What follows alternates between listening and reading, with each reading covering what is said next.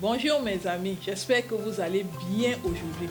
Bienvenue sur cette chaîne spéciale éducation des enfants, les parents d'ados. Vous êtes avec toujours votre coach Micheline Samet, coach parental certifié et accompagnatrice psychologique. Mon rôle, c'est de vous donner des trucs et astuces qui marchent pour que vos enfants soient bien éduqués. Parce que moi, je suis de ceux qui pensent que si chaque parent éduque bien son enfant, c'est finalement toute la société qui gagne. C'est ce que vous pensez aussi? Ah, si c'est ça, alors vous êtes bienvenus, vous êtes à la bonne fréquence. Aujourd'hui, je voudrais partager avec vous un sujet qui, je pense, va vous plaire parce qu'il parle du sommeil. Mes amis, est-ce que vos enfants dorment suffisamment? Est-ce que ce sujet vous intéresse? Ne bougez pas, s'il vous plaît.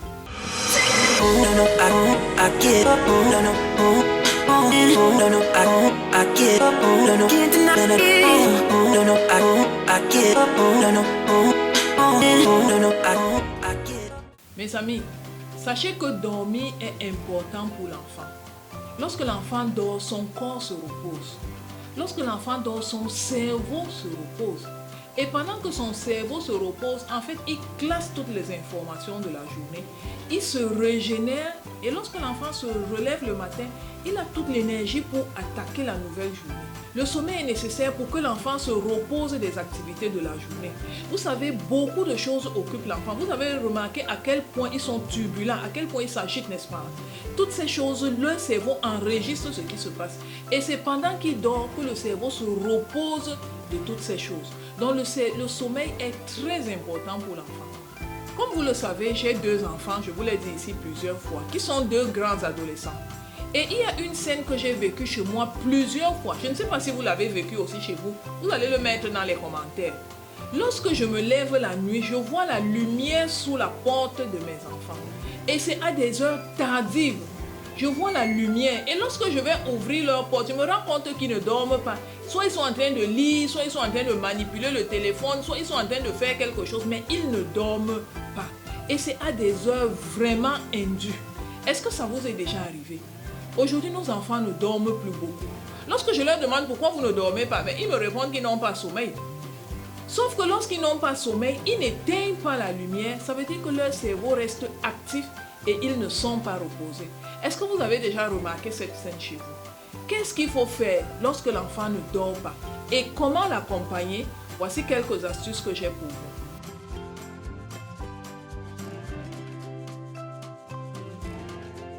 La première des choses qu'il faut faire, c'est commencer à expliquer à votre enfant pourquoi il faut qu'il ait un nombre d'heures suffisant de sommeil. Plus ou moins, ce sera quelque chose comme 8 heures de sommeil, à peu près, par enfant. Il faut lui expliquer pourquoi il faut qu'il dorme suffisamment et quels sont les bénéfices qu'il aura à dormir suffisamment. Vous comprenez? Ça, c'est la première chose qu'il faut absolument faire. Permettez-moi de vous offrir un cadeau spécial. Je l'ai conçu avec mon cœur, spécialement pour vous. C'est un e-book. Son thème, comment amener son enfant à obéir sans crier. Mes amis, vous avez du mal à vous faire obéir sans que les enfants ne vous mettent hors de vous. Cliquez au bas de cette vidéo. Le lien que vous allez voir va vous donner accès à ce livre et ça va beaucoup vous aider. Ensuite, ce que vous allez faire, mes amis, vous devez vous imposer. Ça veut dire quoi vous imposer? Ça veut dire que vous allez expliquer à votre enfant qu'à partir d'aujourd'hui, aujourd'hui étant le jour où vous lui parlez, vous allez fixer une heure à laquelle il va aller se coucher. Tout à l'heure, on va faire la différence entre entrer dans la chambre et dormir. Ce n'est vraiment pas la même chose pour vos enfants. Il faut que vous soyez conscient de ça. Je suis en train de dire que vous devez lui expliquer qu'à partir du jour où vous lui parlez, vous fixez une heure raisonnable, peut-être 21 heures à peu près. Tous les jours maintenant à 21 heures, il va entrer dans la chambre. Ça, c'est la première chose. Il faut qu'il sache que ses activités finissent à 21 heures. Évidemment, à 21 heures, c'est juste une proposition. C'est vous qui allez adapter par rapport à vos enfants. Mais calculez pour qu'entre le moment où il se couche et le moment où il va se lever, qu'il ait dormi 8 heures de sommeil.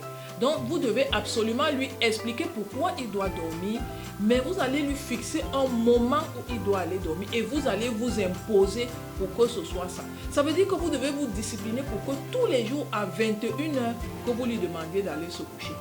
Et s'il vous plaît, les enfants, quelquefois, sont manipulateurs.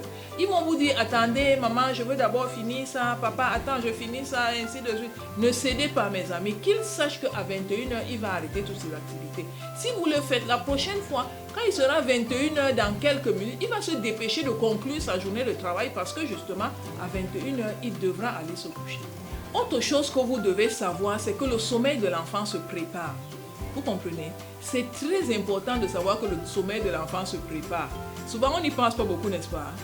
Oui, je peux comprendre. Même moi-même avant, je n'y pensais pas beaucoup. Comment est-ce qu'on prépare le sommeil de l'enfant? Quand bientôt il sera l'heure d'aller se coucher, commencez à réduire les écrans.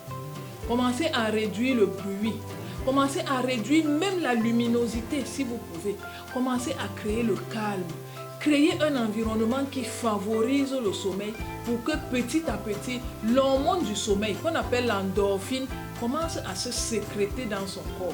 S'il est en pleine activité, lorsque l'adrénaline est sécrétée et que brusquement vous le coupez pour dire maintenant va dans la chambre ou va te coucher, il va aller dans la chambre mais il ne va pas dormir.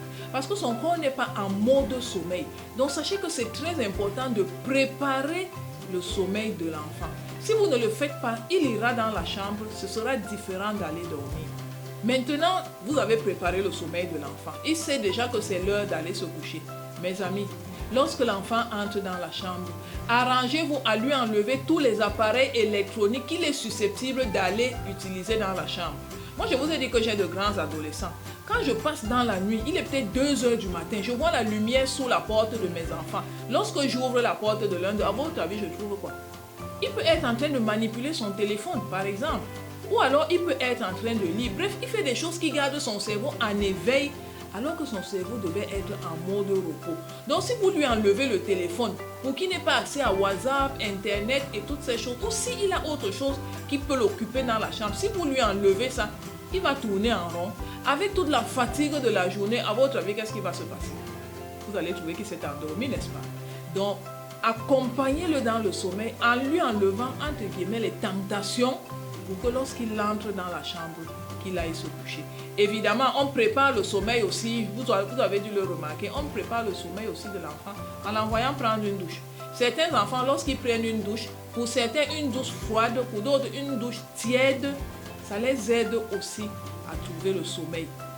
Mes amis, la dernière astuce que j'ai pour vous, c'est réveiller votre enfant tôt.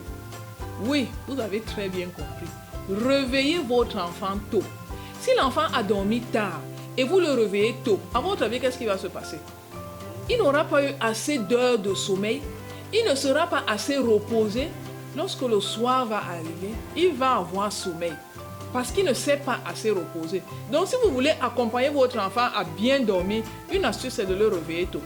Évidemment, vous avez compris, il faut garder la régularité dans ce que vous faites. Il faut garder la discipline dans ce que vous faites. Par exemple, si vous envoyez votre enfant au lit à 21 h tous les jours et que à, je dis n'importe quoi, 6h30, vous le réveillez tous les jours, ce qui va se passer, c'est qu'à 21 h, il aura sommeil de lui-même. Et à 6h30, le sommeil va partir. Donc, la discipline que vous allez vous imposer et que vous allez lui imposer va l'aider à bien dormir.